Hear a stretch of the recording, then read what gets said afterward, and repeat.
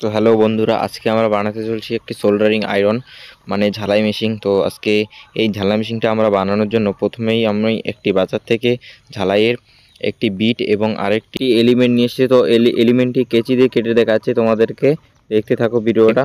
তো দেখতে থাকুন ভিডিওটা। এই যে আয়রনটা দেখতে পাচ্ছেন 35 ওয়াটের 240 ভোল্টে ওয়ার্কিং। তো আজকে এই বিটটা দিয়ে আমরা ঝালাই মেশিন বানাতে যাব।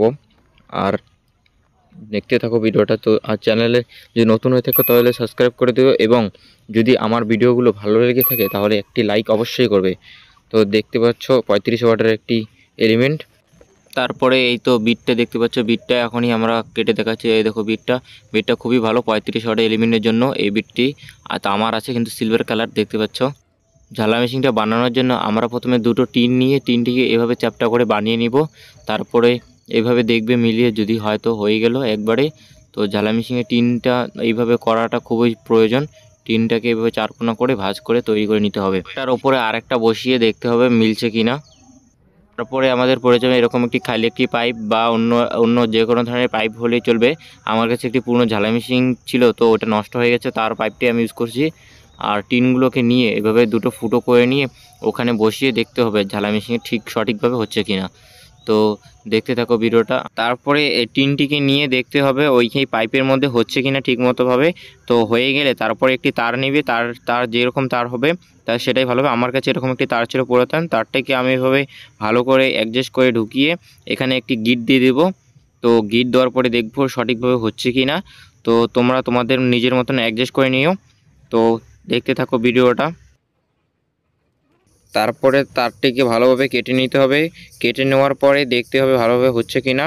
তো তারপর ঠিক এইভাবে সংযুক্ত করে দিতে হবে সোল্ডারিংয়ের আয়রনের যে তারটি আছে তারটির সাথে এই আমাদের যে নর্মাল তারটি আছে ওই তারটিকে সংযুক্ত করে দিতে হবে। তো সংযুক্ত করে দেওয়ার পরে দেখতে হবে ভালো করে ঠিকভাবে হচ্ছে কি না। তো আমি করে দিলাম একটি তার, তারপরে ঠিক আরেকটি তার একইভাবে করে দিচ্ছি। তারটিকে এইভাবে সংযুক্ত করে দেওয়া হলে তারপরে ভালোভাবে মাস্কিং টেপ করতে হবে। টেপিং হয়ে যাওয়ার পরে আমি এই টেপটি দিয়ে করছি, কারণ আমার কাছে এই টেপটি আছে। তোমরা একটু ভালো দামে একটা টেপ নিয়ে টেপ করতে পারো। তো আমি সাদা টেপটিকে ভালোভাবে দুটো তারকে আলাদা আলাদা করে টেপ করে দিচ্ছি। তোমরা একটু দেখে শুনে করো, জিনিসটা ভালোভাবে করার চেষ্টা করবে। তো যত ভালো করার চেষ্টা করবে ততটাই ভালো হবে। তারপরে তারটিকে ভালোভাবে অ্যাডজাস্ট করে ঢুকিয়ে নিতে হবে ভিতরে। তো দেখতে পাচ্ছ আমি করছি এখানে। তারপরে কয়েলের যে তারটি বেশি থাকে তো সেই তারটিকেও ওভাবে ঢুকিয়ে নিতে হবে। তো দেখো তোমরা অ্যাডজাস্ট করে নেবে, আমি আমার মতন করে অ্যাডজাস্ট করে নিচ্ছি।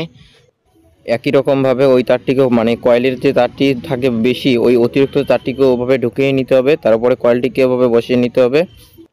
এলিমেন্টটা বসানো হয়ে গেলে এলিমেন্টের মধ্যে ঠিক একইভাবে বিটটিকেও ভালোভাবে বসিয়ে নিতে হবে। তো বিটটিকে দেখতে পাচ্ছ আমি বসাচ্ছি এখানে, তার উপরে টিনটিকে দিয়ে দেখতে হবে কি হচ্ছে কি না। তারপরে একটি স্ক্রু দরকার হবে। স্ক্রুটাও আমার কাছে রয়েছে, একটি বড় মাপের স্ক্রু। তো আমি সেই স্ক্রুটা দিয়ে দেখছি হচ্ছে কি না। তো টিনটাকে ঠিক একইভাবে দেখো ওপরে বসানোর চেষ্টা করছি আমি, কিন্তু হচ্ছে না। অ্যাডজাস্ট করে বসিয়ে নিতে হবে।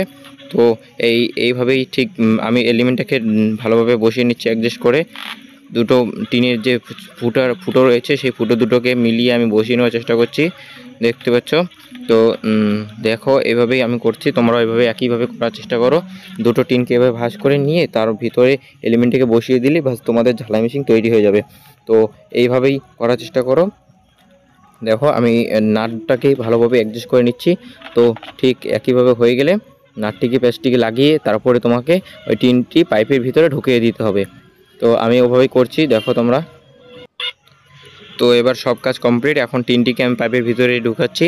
তো এইভাবেই ঠিক ভালোভাবে প্রেশার দিয়ে করতে হবে, কারণ যেন খুলে না যায়।